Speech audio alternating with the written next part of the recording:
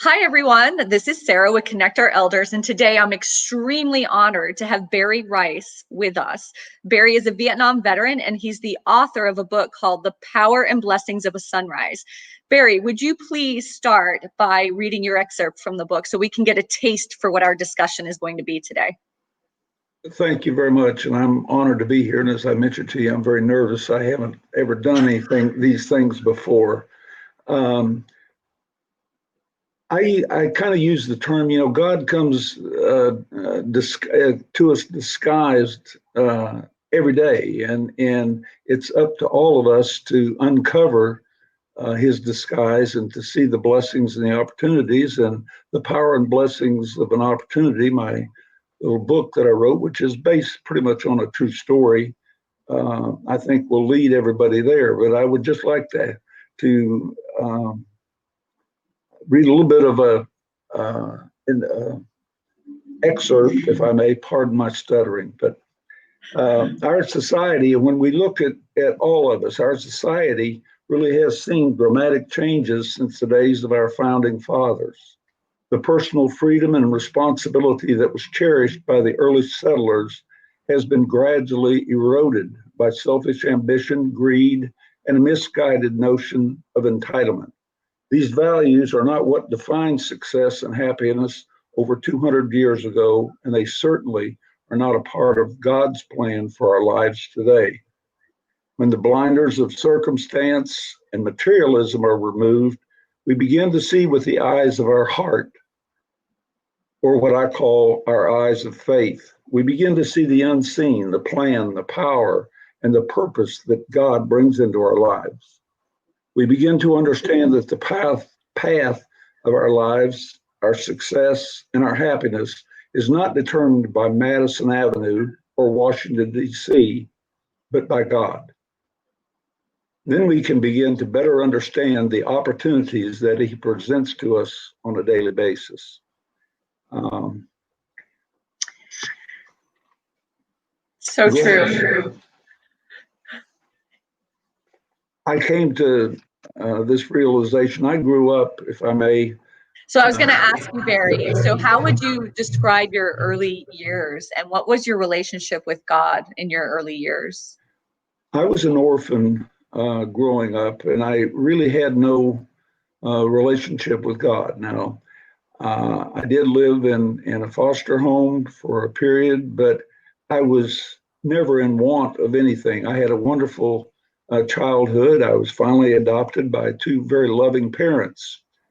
But I had no relationship with God to the extent that in Sunday school, when I was very much of a youngster, some of my friends found out that I didn't have a quote unquote real mommy and daddy that I was living with, and they made up a little song ditty to the extent of Jesus doesn't love Barry, this I know, to the tune of Jesus loves me, this I know. And I got teased about it quite a bit. So to carry that trauma, right, whether you recognized it at the time, that's very traumatic for a child. And so, so that was probably a hurdle to having a relationship with God, right? Because you have these young children using it as a means of tormenting you. And so you carry that trauma through your life, whether you would admit it or not, right? But Right. there is that traumatic experience. So how did you come to feel God, to recognize God, and further to believe that God is disguised as a sunrise? Well,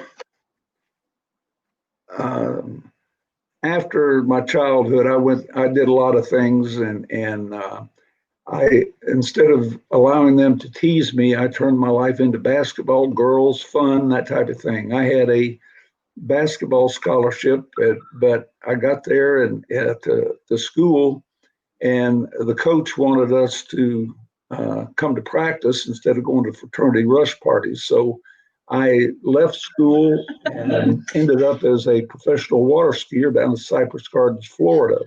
That lasted about 2 years till I received a little greetings from Uncle Sam and ended up in a place called Vietnam, where I was a infantry company commander. I lasted approximately 8 months and I was seriously wounded. When I got back to the States and while I was in the hospital, I started reading everything I could about this thing called success.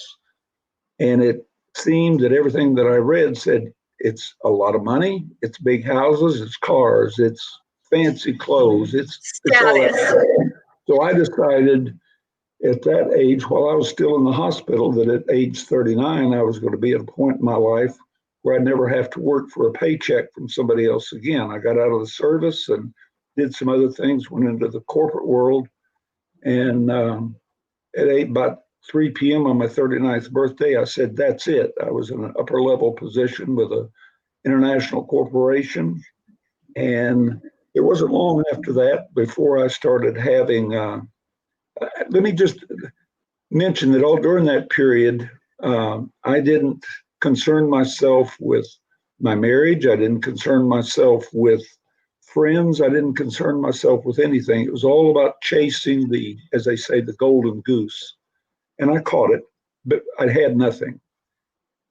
So it didn't give you a fulfillment. Like what you thought would equal happiness did not bring you happiness at all. It was either on an airplane's 24/7, or it was in an office, it was on the phone, it was bending over a fax machine, it was doing something, chasing whatever I thought society said that I should have to be a success.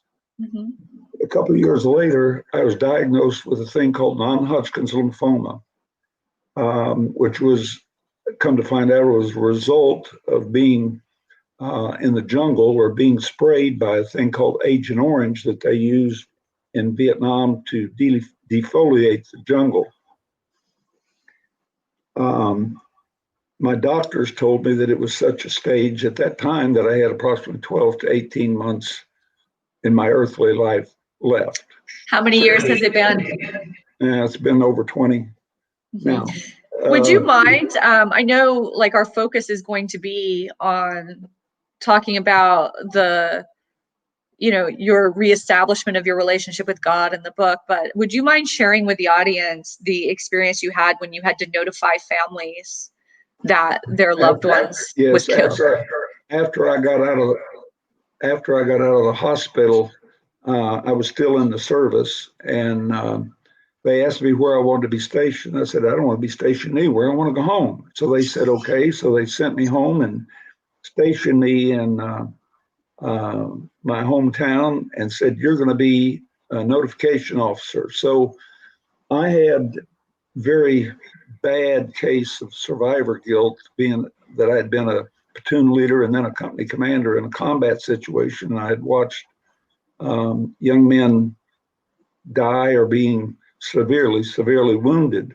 And certainly I thought that it was always my fault when it wasn't. I mean, that's war. But anyway, then to have to go out and knock on a door and tell a mother or tell a wife that on behalf of the Secretary of the Army, I regret to inform you that your loved one has made the supreme sacrifice in Vietnam. It was tough, and it even cemented my survivor's guilt. Survivor's guilt. And maybe I used my work all those years up until I was 39 as my drug of choice. I didn't drink, I didn't do all the other things, but I was just as addicted to my drug of choice, work. Right. So people run away from feeling those emotions, right? In whatever means, whether it be drug use, alcohol use, or work. Absolutely. Right? Absolutely. Mm-hmm.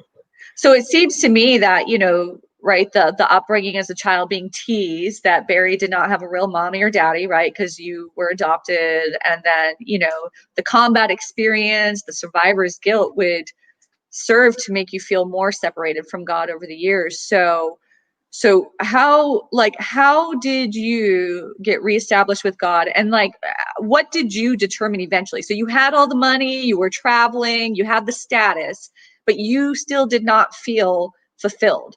So what do you consider today a successful life? A relationship with God. But let me just back up. After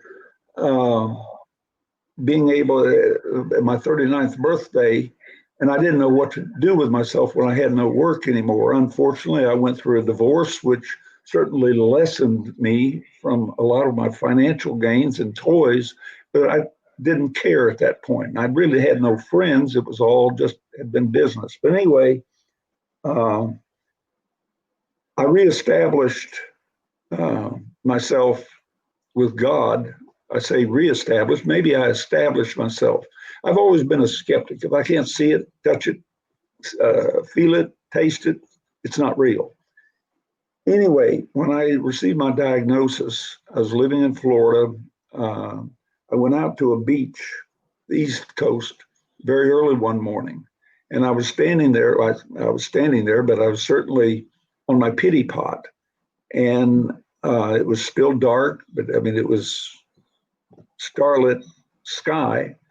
And if I may, here's a little place. If you don't mind, I'd like to read to you because as I was standing there, the feeling washed over me that if I or any other person or power I knew could not make the sun rise, then there must be some power much greater than immortal who does make the sun rise.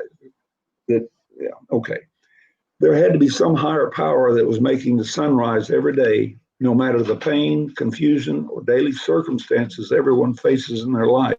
As I was standing there, I saw the sun just start coming up, and I didn't like it. I wanted it to go back down because I was comfortable feeling miserable.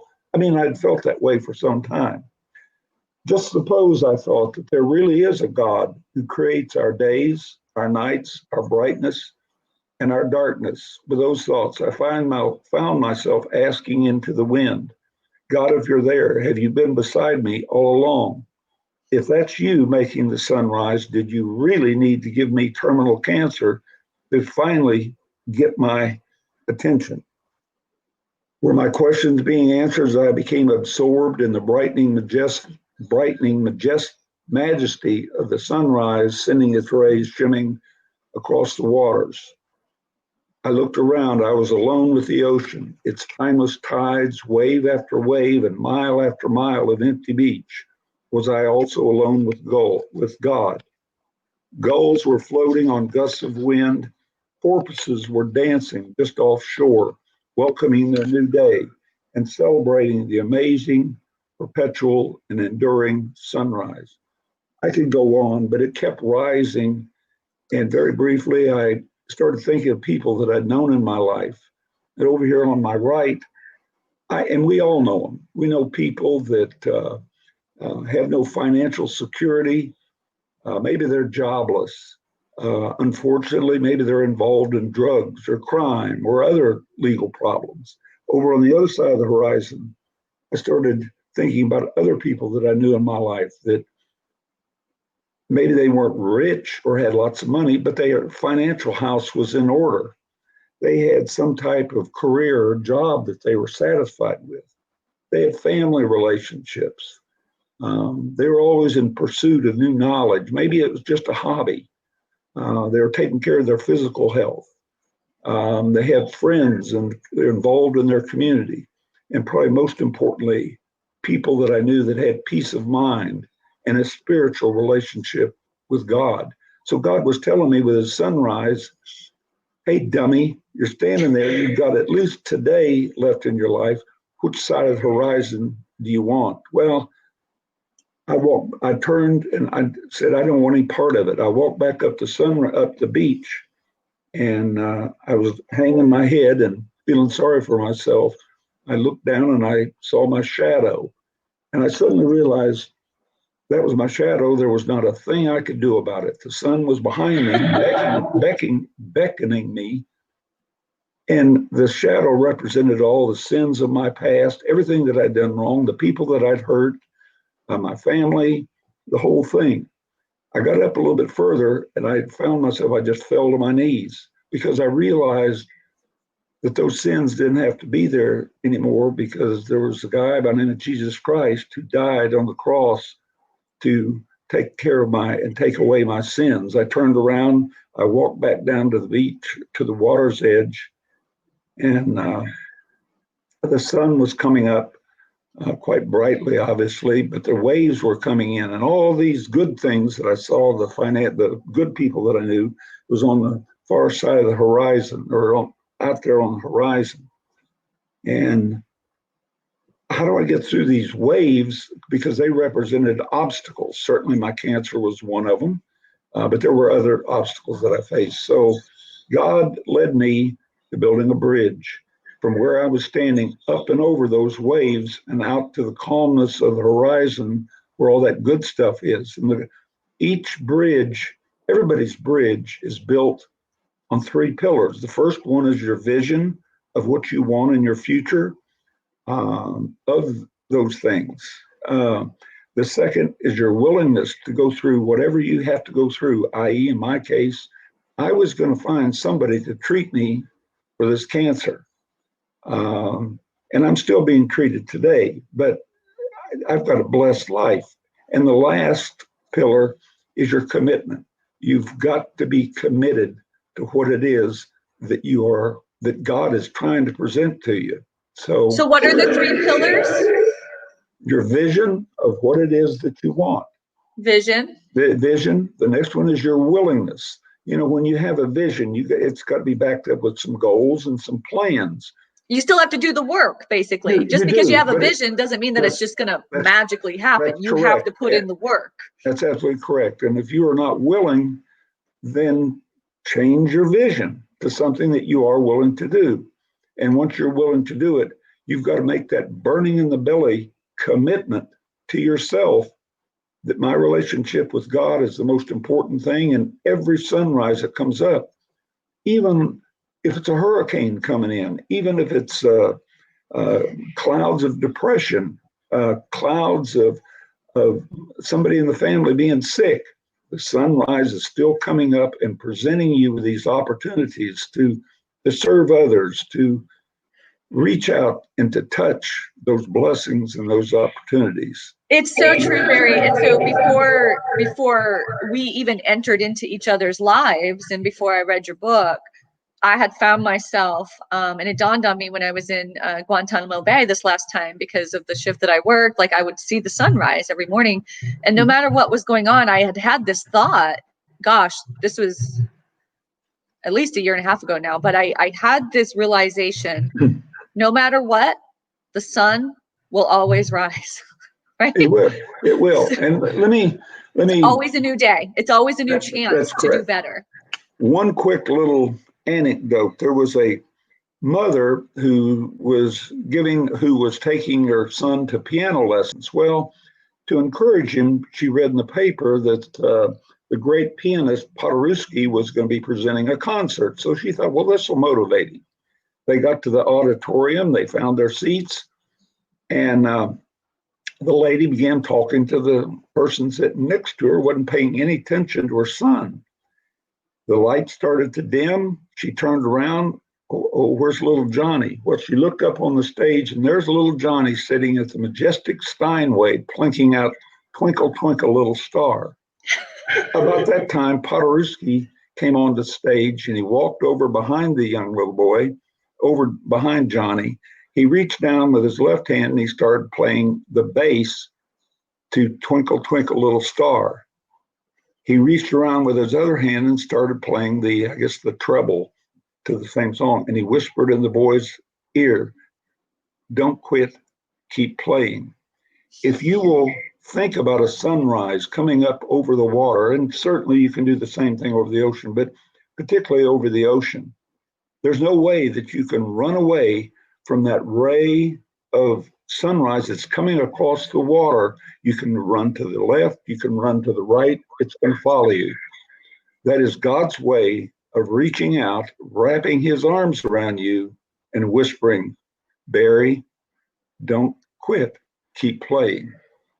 And I've been blessed for many, many years. I've had a number of other minor inconveniences, quadruple bypass. I've had all my bones replaced, but it's just, well, hips and knees and other maladies. But you know, each one of them are just an opportunity to learn how to turn those, as I call them, minor inconveniences into challenges that will better my life and better my life with my wife. I have just been so blessed, so blessed. I mean, for them to install a radiation system in my house, I still have to do radiation 3 times a week for the rest of my life, but I can do it at night. And the side effects are gone by in the morning when the brand new sunrise comes up. You do have such a knack for seeing the positive in situations and redirecting conversations. So for all of you in the audience, I'll just say, so Barry is my father-in-law. So we've had many, personal conversations and about real life matters. And he always has a way of redirecting the conversation back to the positive in a situation, or different aspects that you can be grateful for, and it does shift your energy. So a lot of people just want to be miserable, it seems, right? They just want to wallow in that misery versus making an actual concerted choice of, I don't have to feel this way, right? You don't have to feel miserable.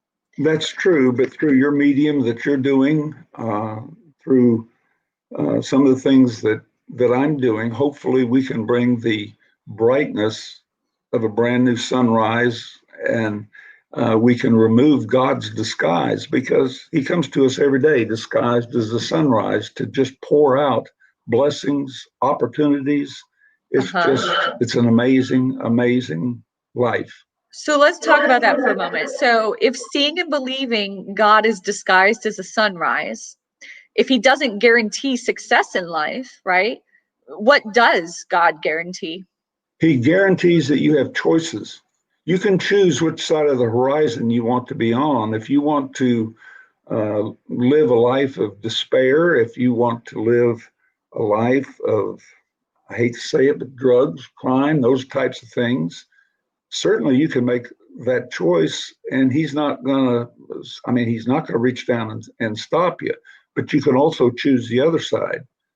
You can choose whatever you want. And I used to say, God will give us a brand new Cadillac or a Mercedes each and every day, loaded with every option that you can think of.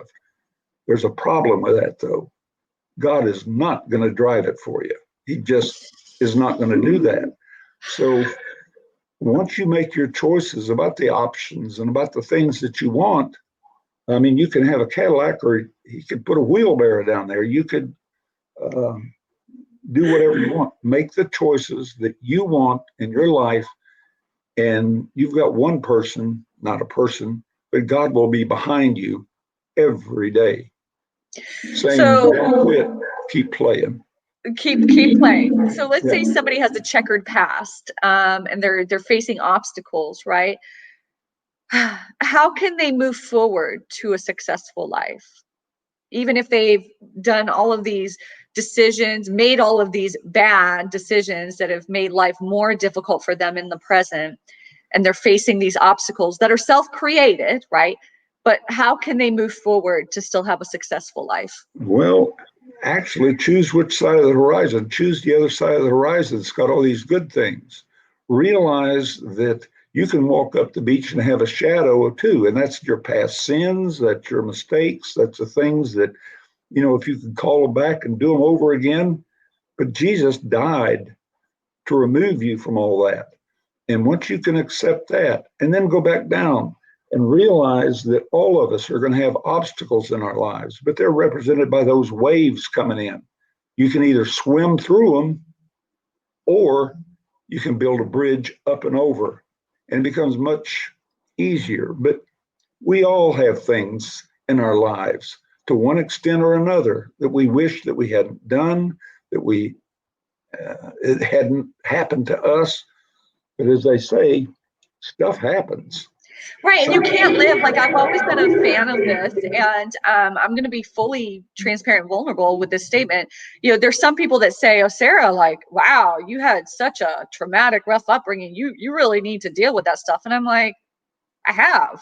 So am I supposed to, just because it was rough, am I supposed to live talking about how hard it was growing up for the rest of my life and use that as some sort of excuse as to why I feel certain ways, or why other hard things in life happen? No, see, so my way of dealing with things, you cannot change what has happened in the past, But what you can do is wake up every day and say, I'm going to live a different life, right?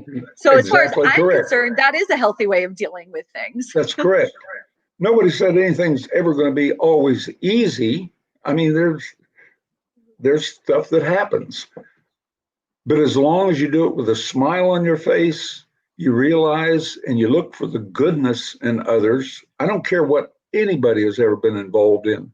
Somewhere within them, there are some things to admire that are good, and they have something to contribute not only to themselves, but to their families and to society.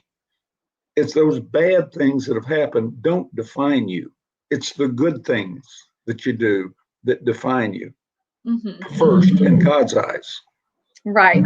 So how can anyone know for certain that they are recognized and loved by God?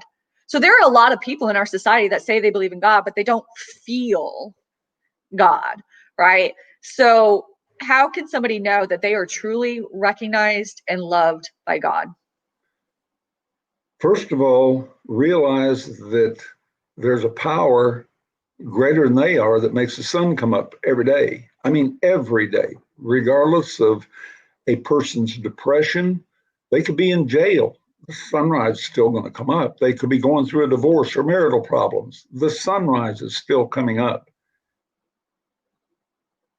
You've got to quit blaming yourself. I mean, Quit blaming others and Jesus, quit blaming yourself and make that's different correct. choices. That's correct.